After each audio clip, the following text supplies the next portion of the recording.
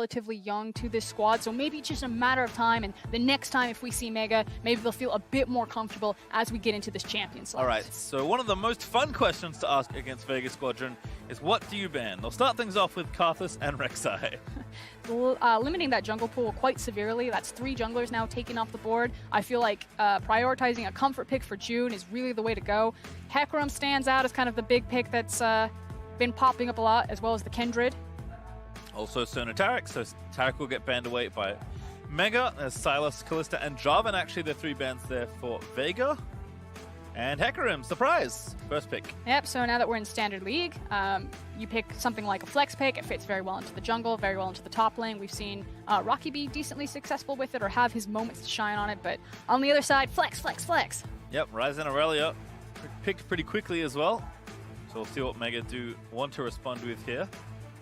Things like the Galio are also still available, unless you want to take a safer support. I know that Pop is pretty proficient on the Galio. We'll take it here. Curious to see what Santos wants to play. Do we see something like Tom Cantor, which we've actually seen a lot today?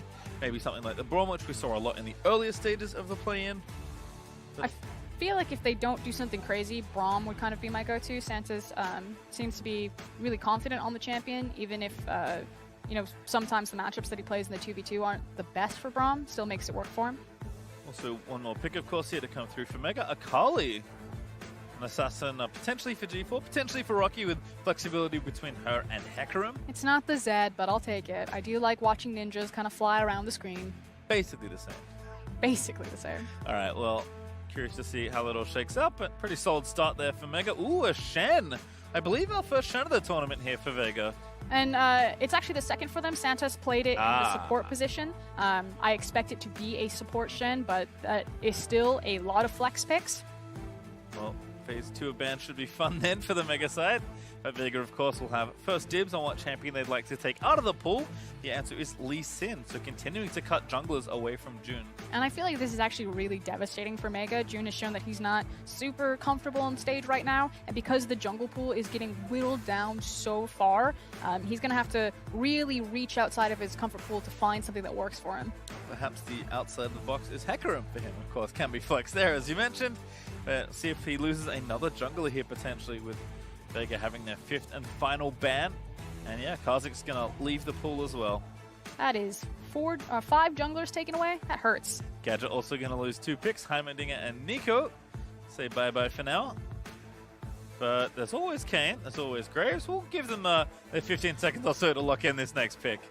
Camille or Gragas would kind of be the next one that June goes to, so I feel like it was kind of, do I want to continue denying you? Flashes both of his champions. June can now look for either some hard engage, maybe some disengage. I feel like it'd be Gragas because it is a Kindred, and we've seen how that interaction of the Cask and the Lamb's Respite can really cause a lot of problems for Kindred. Certainly can. So nice takeaway there.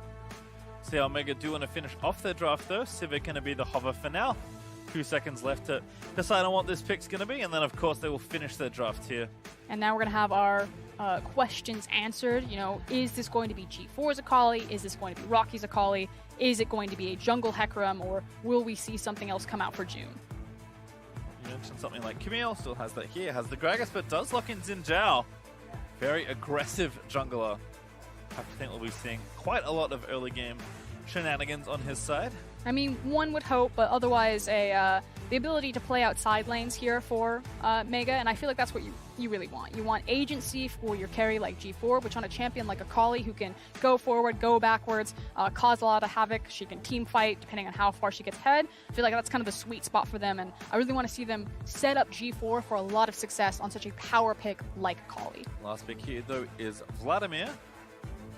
So pretty standard stuff actually on the Vega side. The fact that we say standard stuff. No, it's standard. Yeah, I mean, that's more standard than Heimerdinger and Nico, which both got banned away.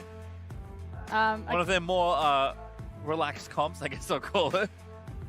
Is it though? I mean, it won't matter because the way they play has been also extremely high octane so far in this group. So no matter what, you can kind of feel the pace of the game's been picking up on the back half of the day. And Vega don't look to be stopping anytime soon. And big smiles on the face of Gadget. He certainly is ready and plugged in to play his Vladimir. Again, a lot of mage play, a lot of mage champions he's played down there. I'm sad that we A lot didn't of get to see. champions he's played down there. Oh, he's got the Vigar sitting back there. Really? Yeah, I really wanted the ADC Vigar. Goodness gracious. Well, certainly a play that's been a lot of fun to watch, so of all of Vega Squadron. So we'll see how they look for their final game before their knockout bout tomorrow versus the Flash Wolves. For Mega, this will be their last hurrah, but not a bad way to end your tournament. If you can't get any further, might as well take down the people that beat you. Yeah, and that one is going to feel good. So Mega, can they be a speed bump to Vega's momentum riding into this best of 5? Are Vega going to get the 6-0 and just stomp their way through the group stage? This is what we're looking for. I want to see G4 pop off. I want to see Gadget just flex on this Vladimir. I'm ready. I'm ready too. Always a fun side to watch, but we'll see what happens here as, hey, you don't get sleepy there, buddy. Gadget with a big yawn. It's like Vladimir, this champion's easy. Played the hard champions already. This one's straightforward. These teams are out under Summoners Rift for our final time today. It's actually the final day of group stage, so we'll be sunsetting group stage for this year. Of course, we'll be back. Don't tweet at me. But then knockouts tomorrow. We'll see 2 new teams enter the fray before moving into the main stage. Feels like it's gone by so quickly. It has. Hard to say what that is. 30 seconds until minions spawn. And all I see, I'm we're going to gonna say have... the pace of League of Legends increasing. Actually, I know what it is. You thought it was going to be a long day for us, Guru. Not today. games have certainly... We left the long today. games to Azael and Dracos. They graded those. We need the high octane league. Alrighty, we've got some taunting back and forth. We're spamming our abilities, using some taunts. I was curious if we're gonna have some level 1 action, just because it feels like, you know, when it's Pride that's on the line, either team wants to have a little bit of swagger. Well, if we are going to find some of that swagger, G2 just got the first CS of the game, killing that ward. And of course, on a champion like Akali, has plenty of ways to style on his opponents. But No Man's also on Aurelia. Also flashing is in there as well, as G4 is going to roam up and ward that red, trying to get the information. But as we can see, Ananasic currently, oh, right there, they're above. Yeah, and totally fine. Everyone has full information that this is happening, so they know exactly which side the junglers are starting. In response, you can see Santos there is also warding the red, so they should know that Xin Zhao is starting top side of the map. Yeah, have the requisite This information. is cute. Look at Santos. Hanging out. Yeah. Oh, looking for a level That's 1. a bad day. Oh, that's the worst on. day! Barely missing out. Oh. Hate to see It's it. like you missed the bus. Like, oh, that feels bad. But then you also spill your coffee. Not a great start there for Santos, but I like the style. Also like this here, level 2 gank from June with blue buff. Not always seen, but we'll see if it's effective here versus boss. Seems like they're gonna go in right now. Oh, things are going to start off. The root already down. That's a quick ignite flash forward, and this should be an easy kill here for June. It is in its first blood. And that's what we expect from Mega's jungler. So it took a little bit to wind up, but he is now awake. He is alive on this MSI stage, and he now has a first blood in his pocket. Trades the summoner, so we'll see if he does want to go for the revisit at any point, but now just going to take the left side Scuttle Crab, which is a nice way to cap off a very good gank to start off this game. Now, I kind of wanted to revisit what it meant for Santos to miss that attempted gank on the mid lane, and you can see that, yeah, they were always going to get pushed into that bot lane. You're against a Sivir as well as the Galio, but I was curious how it would transition into the jungle, losing that much priority as... G4 going to go in as well. Oh, he found the flip it. Auto attack follows the flash. No Man's goes down solo. You could have just walked away. There's that moment when you're like, nothing will happen here. No, G4's today, something happens. Yep, Shuriken Flip finds its mark. TP back instantly there for No Man's. And no aggressive summoner, so no aggressive keystone and no ignite needed, but we'll watch this one again. I do like the instantaneous flash from June to follow that one up, make sure he connects with the auto. Gotta make sure to secure it. And again, this one here, I mean, No Man's dancing around, thinking maybe he can get some poke down. But G4 just like, yeah, you're trading not that well here. And then can't see this flip. G4 nails it, and then at that point it's too late. Just didn't account for the damage that was going to come out of Kali, didn't respect that he didn't have access to the flash. Feels bad. Certainly does. And G4 certainly take it. A good way to start for a player that we are looking to have a pretty high impact. Boss, though, getting it done there on the top side here. Bottom lane, though, action already starting. Lloyd looks to be dead, will go down. Barely even needed this jungler. Just there for the moral support. And to push the wave out. Always feels good. It is a teleport on Lloyd, however, so he's just going to TP back into the lane, not be denied any of this gold or this experience. Going to push things in, and an Arsik, of course, will finish his back. And Lloyd won't miss too much, except the death that he's now suffered, which I guess he wished he could have back.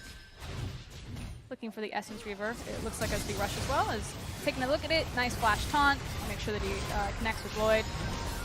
Like we were saying, Kindred just there for the moral support. Making up for the one he missed at level 1 as well, I feel like. Nice and on target there for Santas. Almost felt like that would have worked without the jungler, but you never know, so might as well bring Kindred down there. Boss also building up a pretty decent CS lead actually, despite getting ganked. Using that Rise's early pressure to really harass the top laner.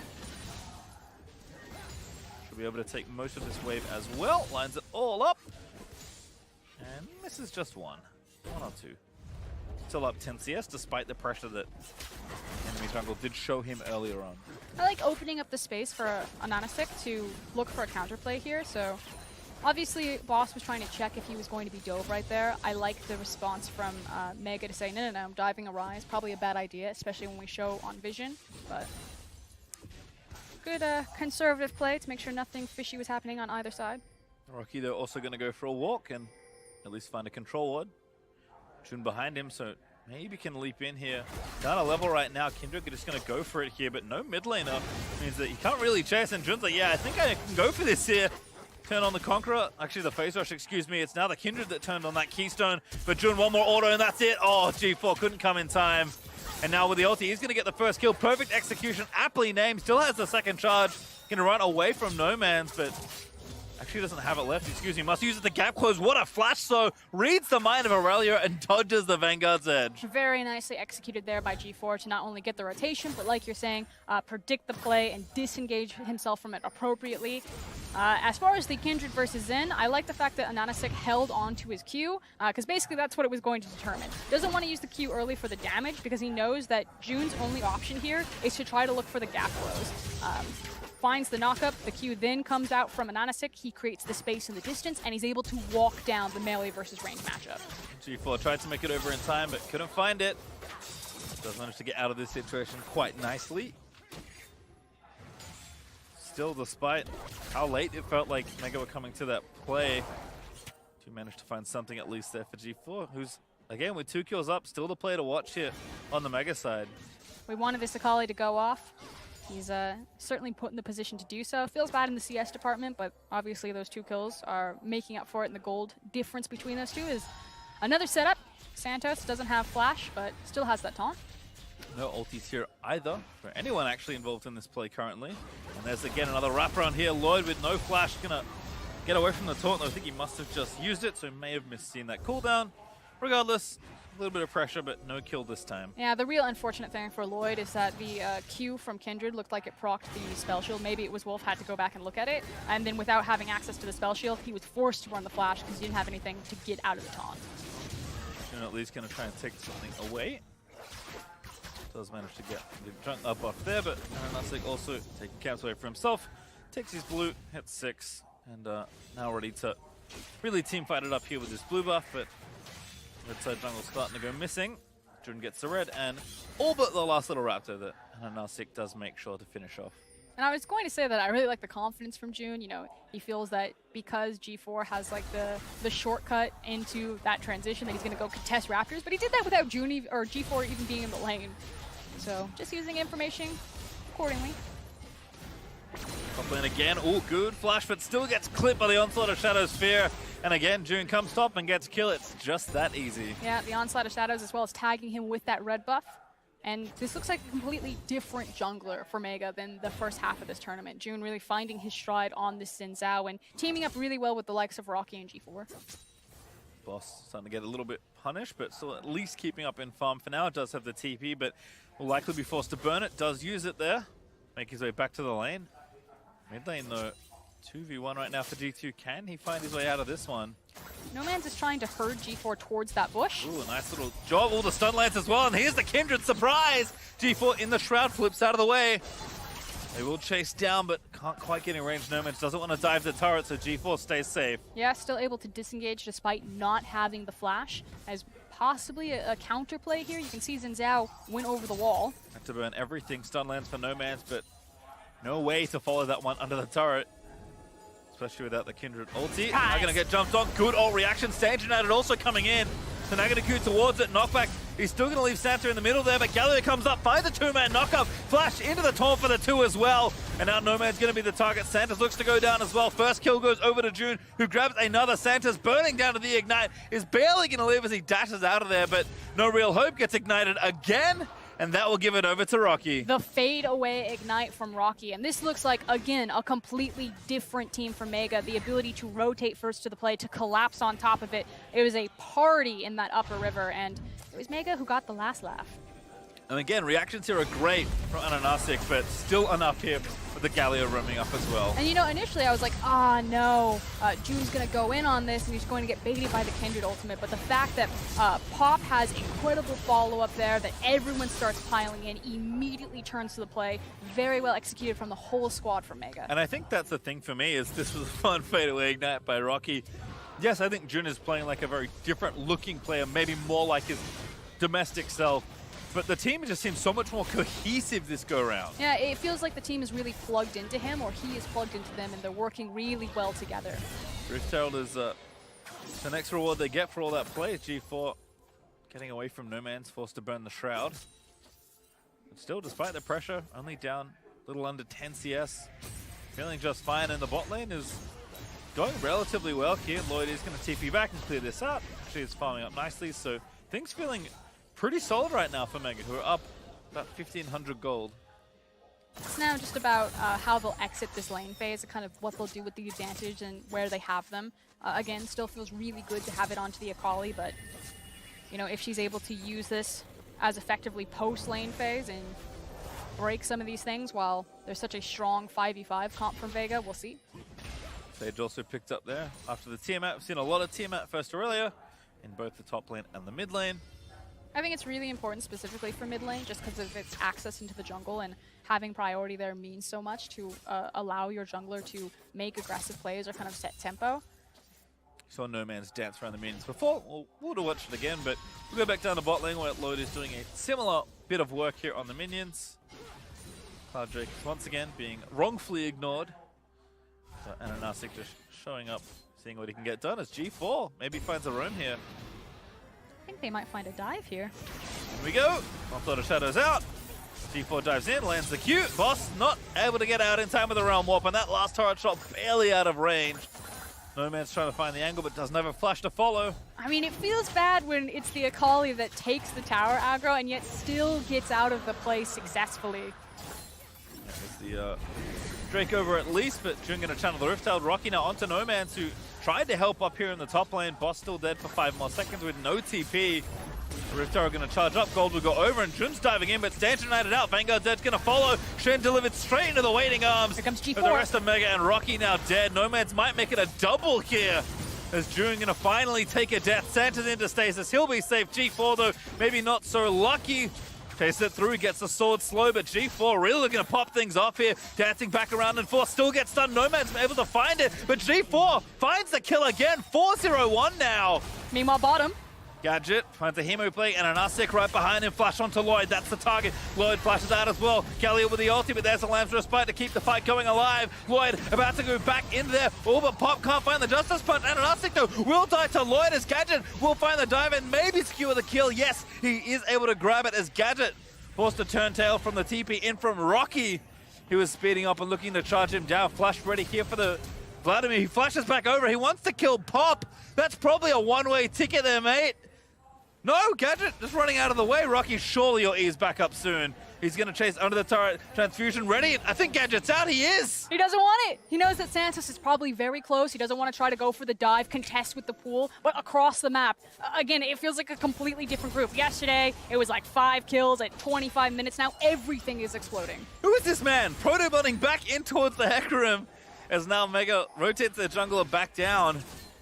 Gadget just playing real aggressive here. But we need to take stock of the map, kind of rewind our minds and cast back to who was, again, the big winner as everything kind of fell apart on the map. For me, it's still the fact that G4 is so powerful. Now has the completed Gunblade, and they're looking at Cute flash there. G4 in. That's an easy kill. I was like 4-0, probably gonna be a 5-0.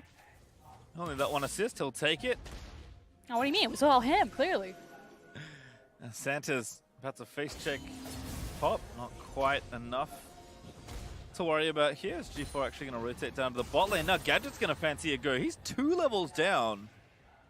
No one has ultis here just yet, but it's like both of them just kind of pass each other by at the end of it all. Oh, I was going to say, where are we actually going to start with this one? So No Man's goes in with Santa's, and then G4 is actually teleporting right now down by the tower. You can see him coming in through the bottom of your screen. And at this point, it feels like No Man's really just sacrifices for Santa's, does a little bit of dancing, and it's G4 who wins, and now Rocky who wins. Yep. Rocky always wins. Haven't you seen the films? Gonna take the turret here in top as well. Don't have time to play the whole replay. Turns out there's too many kills happening in this game. 16 with 15 minutes of play, Frostgurn. That's my kind of pace. The chains are off. Everyone's just here to play now. Silver ulti pop to retreat. Vanguard's Edge is good. And Anasik going to dive back in. Lloyd likely the target. No Man's not that much health to play with, but enough to make that work. Feels a lot better, and they're now continuing for the dive. Here comes Santa's. Santa's in. Pop. Oh! Ooh. Stop it off. It doesn't land the taunt. Justice Punch favorably interacting there that time for Galio. But meanwhile, while everyone is chasing on Vega, Mega are getting a lot of time with these structures, not only the top lane, but also that mid lane. You can see Xin Zhao now skirting down. Should get a sizable chunk here, possibly even push it down. Trying to be a response. Cannon creep dying, but Kindred here to clean up the rest of these creeps, and Gadget will take the remaining. So mid turret still available, but not taken just yet, as we'll watch this one again. I feel very nervous every time we go into a replay, because I just feel like every time we get out of it, there's just a massive brawl that's happening. But again, line up the Vanguard's Edge, dive straight in. No Lamb's Respite, but knew they had enough damage to make sure to get the kills. No Man's flashes out. Yeah, unfortunately, Galio, kind of once he uses his big combo, there's not a lot he could do for his ADC versus something like an Alistar or a Tahm Kench, so that was a I will remember you moment. Fondly, most certainly. It looks like we've had at least Vega moving their duo lane down. Boss though, no turret to run to. Stands united there from Santa's, gonna try and save some of the day. Realm Warp in, Santa's finds the taunt, and that's Boss out of there. Nicely done, but that's using a lot of big ultimates just to disengage from a bit of an overextension on the top side of the map. Yeah, have to be careful. I mean, Hecarim himself, more than capable of running you down that lane, but Jun has showed a lot of preference up towards that top half of the map. Mega starting to band together a little bit more, trying to take down this mid outer turret. Yeah, I feel like it really just gives license to Mega that they can play hyper aggressive here and try to force some of these structures down. Another ulti there from Lloyd, but not quite enough damage on this turret. Needs maybe 2 or 3 autos, but Wave is lagging behind. Okay, No Man's. Here's your 2v1 scenario. All right, you want to make a montage? It starts here. G4 into the Shroud, popping down, flips back over. Beautifully played. There's a Lance Respite, finds the stun, but now G4, can he find the execute after this all? How many is he going to get? He grabs one, and an Asik down for the count as well. There's the double kill over to G4. Galio or procs, Gadget and Santa's forced to turn tail, but Jun might find the gap close here, has the E lined up, needs to get in range. Tower in mid falls over to Lloyd. And Gadget into pull out safely, but Vega still lose 2. And unfortunate for No Man's, it just wasn't his montage he was in. It's G4 again picking up more kills, now looking to go legendary on Mr. Akali. He's 7-0-1. And in the meantime, it's 2 towers and a dragon for Mega. Right now he's in G4's video, and that highlight reel is stacking up nicely. Mega overtaking in the gold. Now a substantial lead as another Drake will go over to them as well. And this just has to feel so good to finally get, you know, some sort of representation of your power level on this stage for the Thai team. And especially because it's G4 of all players. You know, coming into this, it felt the playstyle really did start with the jungle, but the most consistent member for this tournament has been G4. And it feels like Mega finally recognized that and are getting him all of the firepower to pop off. I think it reinforces how valuable experience is in a lot of ways. We'll watch this one again. No Man's, he tried his best, but his best was not enough today. And it felt bad, you know, using the Q pretty early on. Obviously didn't expect someone to be behind him, so just wanted to get away from the CC. Possibly thought that people were chasing behind the Xin Zhao. And then from there, the collapse comes in, and the Kindred ultimate is definitely not enough. Certainly not. Thankfully, Santa's and Gadget managed to run away. But Mega is still continuing to snowball this one. Very curious to see. I mean, Vega haven't really played much from behind at all so far in this group. So pretty sizable disadvantage. That is something to look for, kind of the key takeaways about how this team does play from the back foot. And it's hard to say just because, you know, this is a very different game than if this was the qualifier into moving on to the best of 5. But so far, there seems to be a bit of disrespect about the information alongside the map, people being caught out, whether it's boss or no man's being very deep in blind enemy territory. Don't want to say that that's definitely going to happen in the best of 5 because, again, context is really important here, but something to keep our eye on. Certainly so. Rocky finding new time to push here in the bot lane. Trinity Force into Spirit Visage seems to be the go. As Jun does get stunned up, but again, not too much aggression here that Vega can really afford, so they will lose another turret. That's their 4th turret gone now as the outer ring is now officially felled. And G4 also finding himself in a side lane. I mean, 2 items here, plus a Soot Shoes, 7-0-1 on the Akali. Not really anyone 1v1 that can take on G4 right now. Trying to stick to Rocky, maybe June.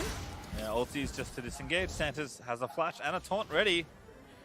Will continue. Ooh, actually doesn't. I guess they can't see anyone, so maybe trying to, you know, say, okay, we're blind. Let's not overstay our welcome now. But at this point in the map setup, lane assignments are going to be really critical here for Vega Squadron if they want to kind of stop bleeding and slow down the pace of this game for them to catch back up. Unfortunately, it doesn't feel like anyone can deal with G4 in the 1v1, so they're going to need to commit multiple resources. Now, they do have the tools on their composition to do that with the likes of Santos, but I feel like they still need at least 3 members to really secure the kill and make sure it doesn't trade back 1v1. So I'm on Santos now. Like, can he clear out this vision so that if G4 is in a side lane, someone can skirt underneath him? And is the Stand United on point to try to make the difference here? And again, we talk about Mega kind of finally having their jungler lead out as expected, but really playing cohesively well together, at least in this particular game. How they continue to do that as a team will certainly show a lot of growth. As I said before, experience is so valuable on these big stages, and for how many new players are playing from Mega, I mean, yes, they have some veterans, but it's mostly made up of international rookies. Certainly if we see them again on a big stage, expect things to be quite a bit different, because we've heard it from a lot of these players that haven't had this experience before. It is just, it's impossible to adapt to until you're in it. And it's just, yeah, you have no idea kind of what you're going to experience or what kind of situation you're going to put in. Now, one of the things that Mega have shown as one of their weaknesses is that they can be a bit hesitant to pull the trigger, especially on like big objectives around Baron. So even when they do find themselves in massive gold leads in their finals, they'd sometimes try to play it a little bit too cautiously. I'll see if that's going to be the case here, or if they feel a bit better, kind of put their foot on the gas and really drive this one home. Well, Vision's getting pretty starved here for Vega around the Baron pit, which is never a good thing. Jun also lying in wait. Just going to take out the control wards that they've tried to set up, but they're pretty shallow and they're about to lose them. Jun gets both here. This G4 looking for his 1v2 highlight. Once again, the stun does connect there. Over the wall he goes. Very well played. And 1,000 shutdown gold gifted over to Aurelia. And G4 was trying to be respectful there. You could see he was backing off, but just a really good read from Vega Squadron, making sure that they cleared out all of the vision in the jungle so that Gadget was able to go down their blind and find the 2v1. And even though Aurelia did a lot of the work, you know, Vladimir was there for the ride.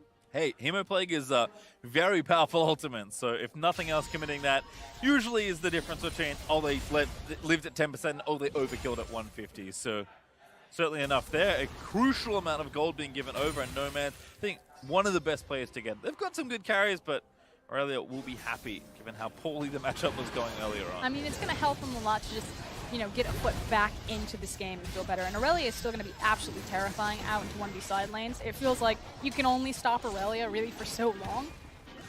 And at this kind of level of play where you have so many players who are just kind of skill checking each other on mechanics, I'm not willing to call the matchup one way or the other, because it feels like at the end of the day, just the better player is going to win out. Well, certainly looking forward to any sort of stylish battle we could have between Akali and Aurelia. But for now, it is just sweeping out the vision again.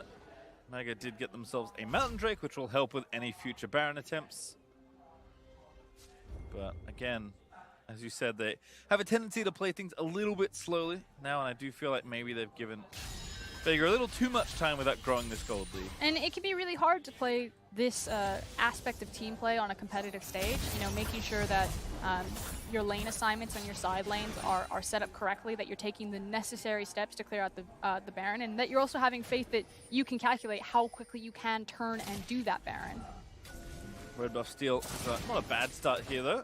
Mega again just trying to really put their foot down in this very crucial quadrant of the map, given that Baron is basically at the forefront of all 10 players' minds right now. And they're doing well, but they have a limited window to do so. You can see that Hecarim has now just backed. He's running down towards where No Man's is shoving down that big wave, and then he's going to push it forward. He's going to cheat up through the river and try to look for a play, but this is kind of the rinse and repeat, this wash cycle that Mega are stuck in around this Baron dance. But, you know, you need to flex a little bit more. Yeah, when you get a lead, it's not just enough to, you know, sit on it and try and hope the game goes your way. You need to extend your lead. Granted, you are given some time because you have already built a lead for yourself that you can lean on, but converting advantage into more advantage into win is usually the way you want to go. Not converting advantage into just farming things out, as this is not a bad pick. Boss, too far in the top side, gets picked off by Pop & Co. And you can see why he was confident stepping forward. That was the one bush that wasn't warded. Vega have done a really good job kind of like regaining control over this quadrant, but Mega, just a lot of patience right there. They want to play this one very much by the book. It's now bottom lane. I think he's going to walk it off. Yeah, No Man's just gets out of there. No one's committed any cooldowns just yet. And both these champions are pretty durable, able to heal back and forth. No Man's, though, I think now knows that something is up. Is going to dive in, though, potentially here. Looks for the stun, does not connect it, and Lloyd is down here running into it all. Sand United getting used, but again, now a 2v2 going to start. Rocky, though, going to be the first kill, potentially. Redemption down, No Man's finds the snipe. It will be a trade as Lloyd gets the next one, and now G4 looking to pick off Santa's. No hope at all for the Shen. Another kill into the Akali pocket. She should now take control of being over in that bottom lane. A lot was expended to kind of trade 1-for-1, but it doesn't translate into an objective. And again, Mega, you know, finding some moments here, but still not really growing this lead by that much more. We're getting closer to 6,000, but it's kind of sat between the 3 and 6 mark for a lot of these last 10 minutes or so. And it feels like Mega are, you know, trying to Rubik's Cube out how they split up this map. You know, they've got Rocky down here on the Hecarim. That didn't feel too great. You could see that he was starting to win, but competing with the Shen was difficult. So maybe now they decide, okay, G4 is going to be our guy that's responsible into the side lane. As you said also earlier, it just kind of hits the point where it doesn't feel like you can really win anymore. Not saying we're there yet, but... Oh, we're just going to TP and fight them right now! Boss is out of there. Or is he? Gets stunned immediately by G4's ulti, and Lloyd collects the last hit as a result. The Vision line is just getting exhausted here from Vega. They are trying their hardest to not lose control over this area, but eventually it's just getting too difficult, too much of an uphill battle. The jungler is still alive, so they can smite contest for this. Try it here. Taunt actually lands on the Pop, but he's got a taunt of his own. Finds 3. G4 round the back. Lands to spite Pop, but Vega Squadron may just be denying the inevitable. Galio comes through. Gadget gets a kill. Santa's getting chest down by Lloyd. Will fall, but Vega's still actually fighting this one out. Jun did revive, had the GA popped. That will at least pull them off Baron. Not bad for Vega Squadron. You know what's crazy too is that as we have another rinse cycle of kind of like this repeat Baron setup, look at all of the teleports that Vega Squadron still have. So their ability to actually play a map or to the side lane safely, as long as they just don't get, you know, cleaned up by some of these assassins or by the Hecarim, I actually think this is massive for Vega Squadron because they got the TP out of the Hecarim from the top lane and stalled out the Baron. Yeah, you see the fight kind of finish off here. I thought G4 was going to clean them all up, but fortunately for him, not really able to do so, and Vega at least take a trade. You can see that they're starting to inch back a little bit closer on these 5v5s. They are, and as you said, those TPs are a pretty big difference. It's 3 apiece, but Mega have now used all of theirs, and as you said, Frost, all 3 up now for Vega. So at least I think delaying this game, getting more farm, trying to like catch up on gold is certainly viable, but maybe more if you can find a good cross-map play, or just spread them out so thin that you can take some objectives. Vega can make real ground here. It at least makes it very easy for Vega to make a decision that if they want to kind of cut back to one of those side lanes, that they can commit multiple members because they can just TP back to the Baron pit. The big thorn in Vega's side is actually that top tower that G4 is pushing out still being up because it denies the minion wave from going down. And an uptick getting coverage on the Drake here, like his top laner, but Rocky did not like the first part of that event. Santa's though, very easy target. Pops down the Spirit's Refuge. Default, though, just going to find another assassination target, but here comes Nomads and Gadget. Vanguard's edge out. Hemoplague already popped. TP in as well. Vega going to try and clean it up here. Jun dead. Jungler being down always means Baron is a possibility. And you can see Hecarim trying to pick where he's going to attack on the map. He was starting to run towards the team fight. The call was, no, it's already over. And so instead, he skirts back towards the bottom side of the lane. Is trying to push up and maybe get some chip damage on that tower. Good news there for Mega is it's just the trade.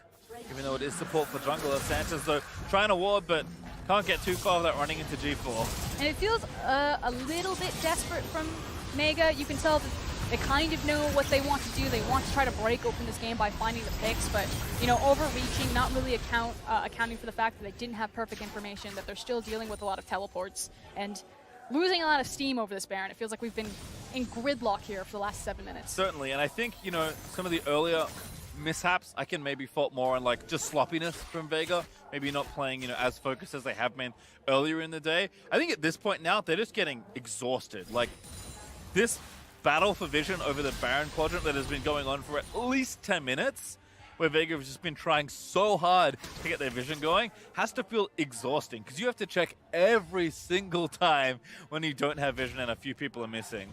The nice thing is that while it has been exhausting, Mega still aren't capitalizing on the fact that when they do manage to win that vision war, and again, that top tower is so frustrating for Vega. They really need to get that down if possible to alleviate one of the pressure points of having to constantly respond to that top wave. Yeah, the lane is just so long that it takes forever to push it all the way there and even try and get some pot shots on it. So Vega, again, it's tough. Balancing where they can.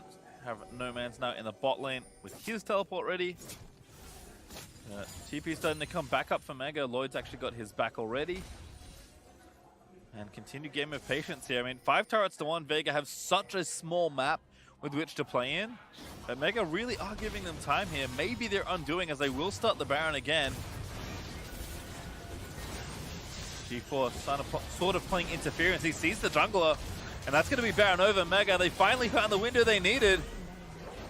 And after 10 minutes, they take the Baron. They finally found the confidence that they needed to just try to make that play. Because, again, your ability to turn off the Baron, if Vega do manage to get to it, you don't have to take the smite contest when you're this far ahead playing from blue side. You can say, hey, if Vega don't have it warded, we'll get it for free. If they do show up, we have Sivir ult, we have the Galio dash, we have Akali, we have Xin Zhao, Hecarim. All of our champions can immediately pick up and get off of this Baron and look for the engage. So, you know, it took Mega a while, but they finally found it. The right call. Well, goal difference has been pretty stagnant as Mega have just tried to find their map advantage more than anything else and convert it into what has now been this Baron.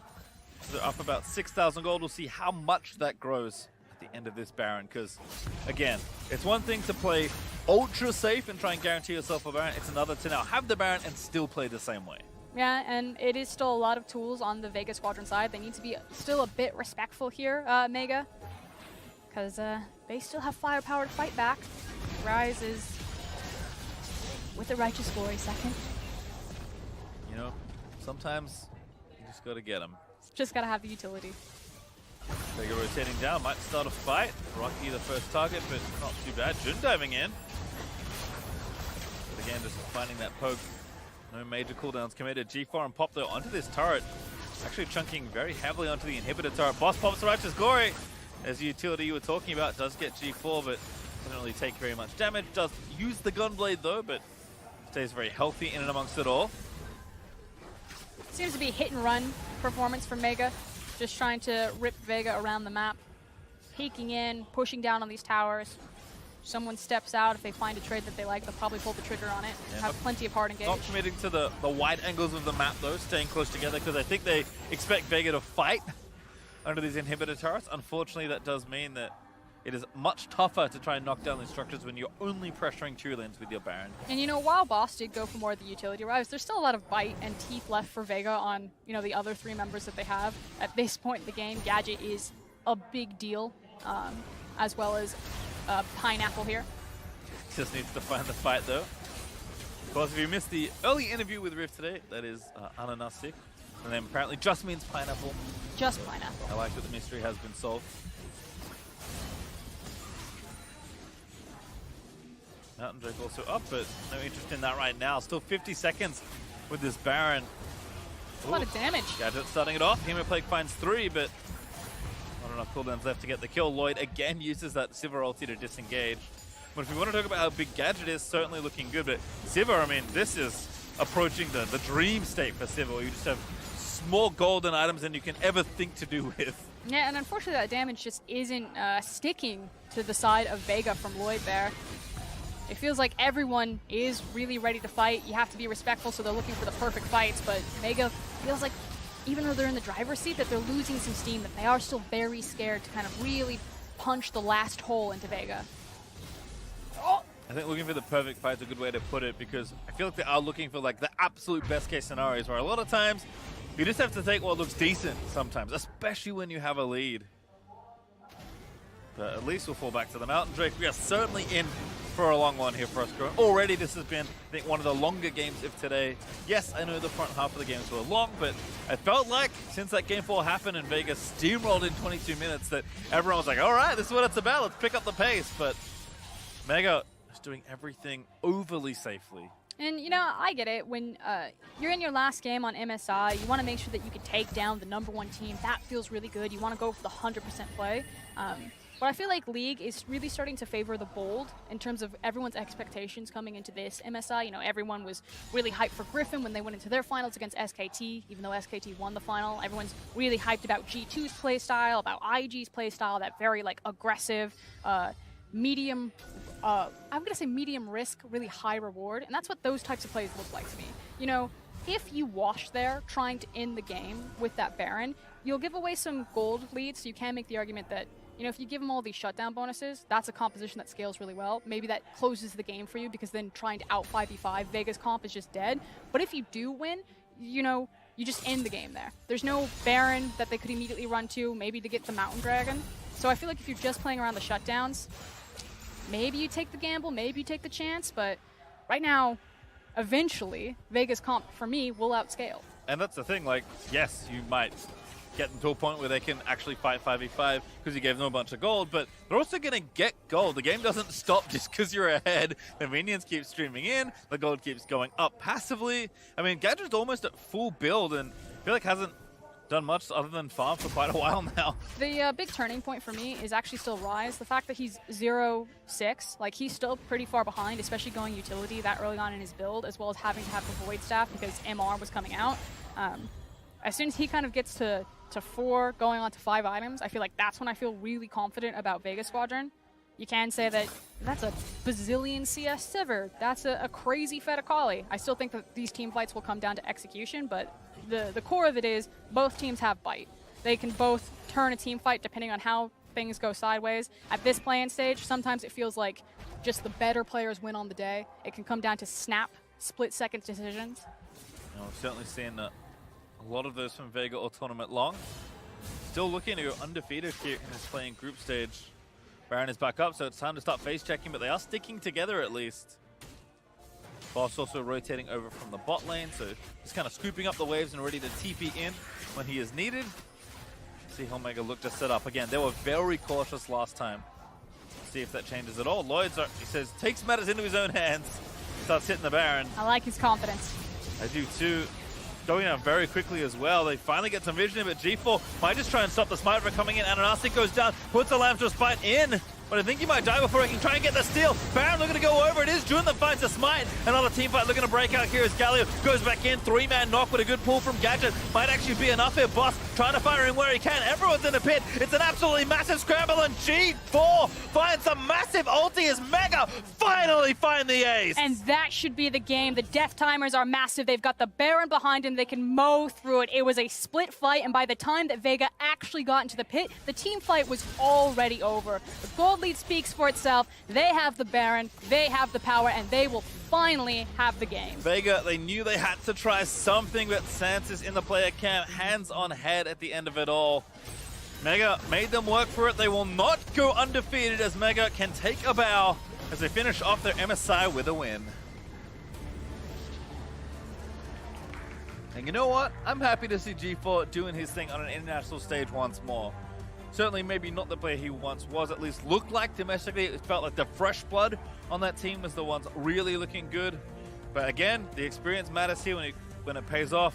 Akali goes big. It's not the Zed you wanted, but hey, we'll take it, and so will Mega. All I wanted was a ninja that's going to blink around the screen. I still got that from G4. Basically the same, like we discussed earlier.